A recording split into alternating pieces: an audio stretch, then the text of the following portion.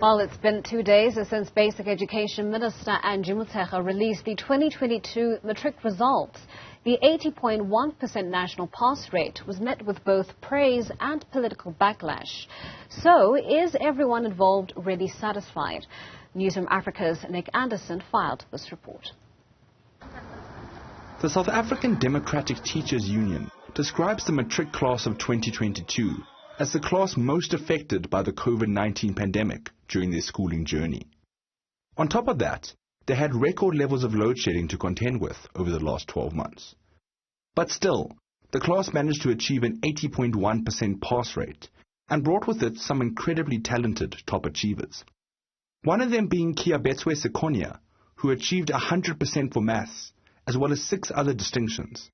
You had 74, you had 83, you had 200s, you had a 92 for geography, 90 for life sciences, 96 for physical sciences. Remarkable. How did you feel? I was overwhelmed and I was very excited. Just a mixture of emotions that made me, very emotional. I shed a few happy tears.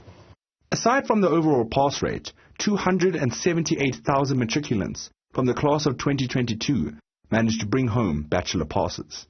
An almost 9% improvement from 2021, with KwaZulu-Natal and Gauteng bringing in the most passes needed to study for a university degree.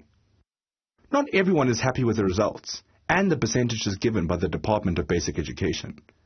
The DA argues that the large number of pupils dropping out of school each year before they get to Matric makes the real Matric pass rate far, far lower. It's very important that we speak on a principle of being open and honest when we're announcing Matric results. Where we do the calculation is that we take the full cohort of this particular class of 2022 that was supposed to complete Matric this year, and we detract or we subtract what the dropout rate is.